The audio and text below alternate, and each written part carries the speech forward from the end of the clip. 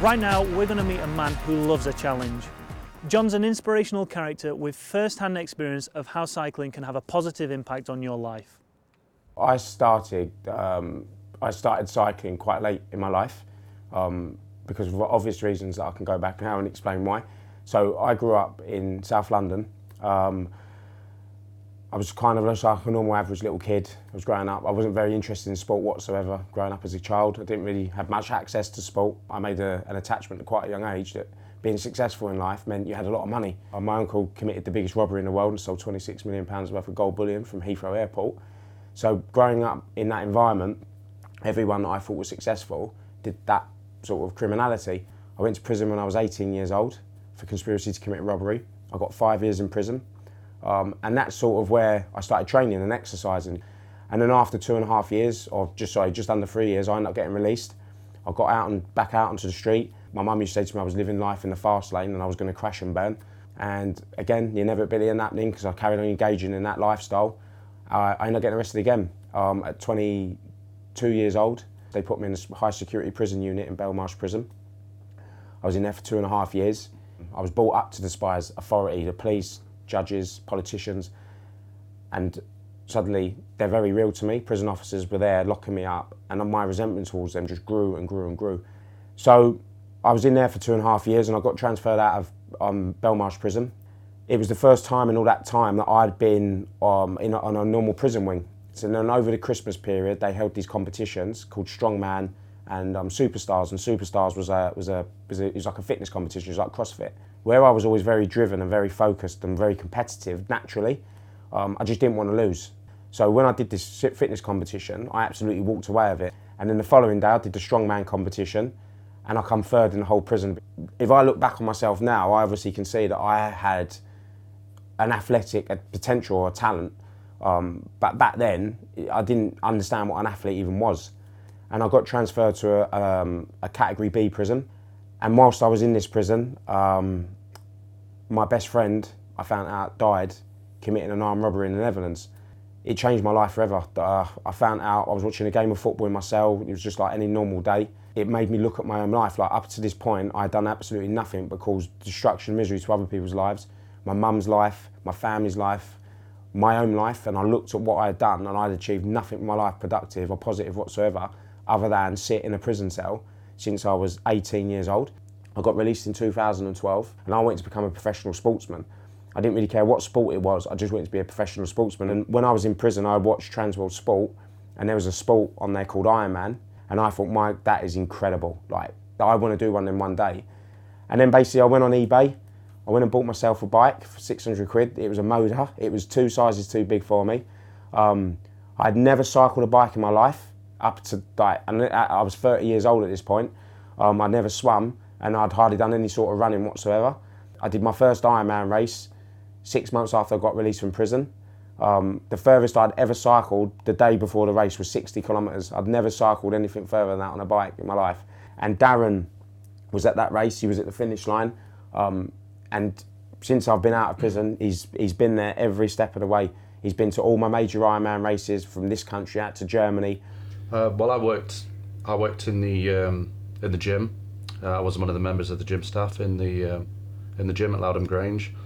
John, he had a drive and a focus and a determination. I could see something within him that he had, that he could take on upon release, and this is something what he's done now at an incredible rate and level. Now you may have noticed there are some brutal climbs along this route. Kirkstone, Hardknot, Honister and Rhinos, and that's only half of them. With just under 4,000 metres of climbing, the record time for this is around 5 hours and 45 minutes, but most participants will be looking to finish this within 10 hours. That's a big day out. I thought I'd head up to a few of those climbs now and see what the challenge is all about and see how those legs are feeling in those participants.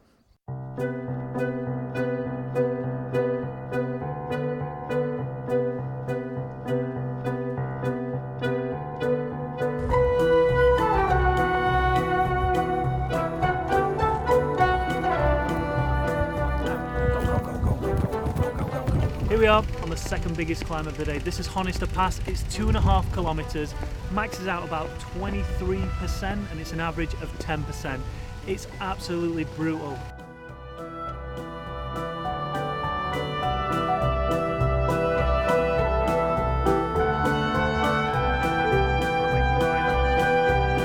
This is Hard Knot Pass, 2.4 kilometers, and as you can see behind me, there's a maximum gradient of 30%. That is ridiculous. I think I'd sooner take rock climbing gear up here than a mountain bike or even a road bike.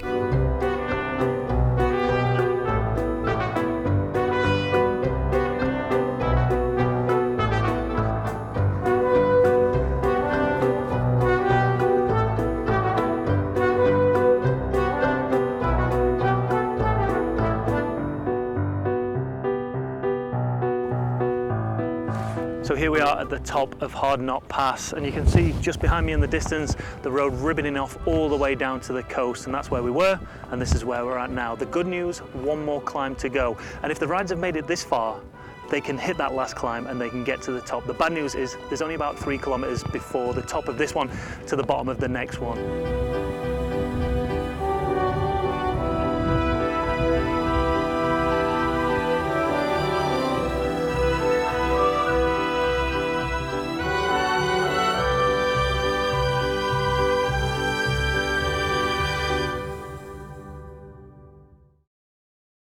Today we're here at the Whitton Challenge.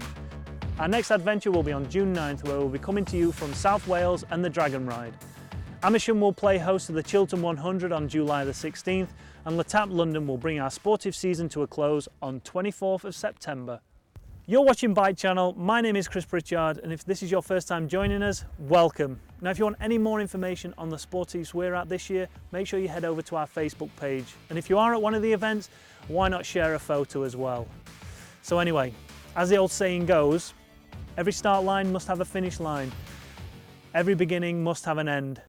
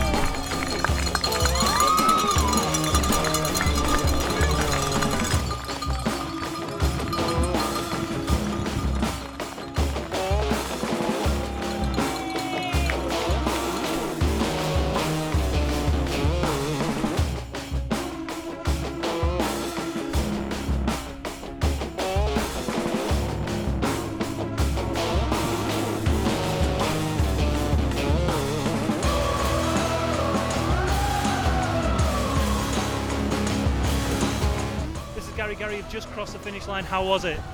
Horrible. No, it wasn't that bad actually. It's there's a lot of lovely rolling scenery punctuated by vertical hills. It's just relentless. I'm joined with Sam, John and Ian. John, you did it under 8 hours. Brilliant, great effort. Sam did it under 6.5 hours. Just over 6.5. And Ian? 8.5 hours. Very chuffed with that though. Well, you finished it. Yeah, no, that's only, I was thinking 10 hours. Chris, how was it? Awesome ride. Awesome. Yeah. Did you enjoy it? Amazing. Tough, but it was good fun. You look a lot fresher than a lot of people around here. I'm hurting. I'm absolutely suffering. But yeah, Hard Knot was a beast, but Yeah. it was good. How long did it take you to do it? 6:52. all up. Nice. So it was all right. That's the fastest time I've spoken to so far. So you're on the Bike Channel leaderboard. Oh, good stuff. Good stuff. So that's it. That's all we have time for today. If you're attending the Dragon Ride, why not come and find us and make sure you say hello. But until then, have a great summer. Now, on your bike.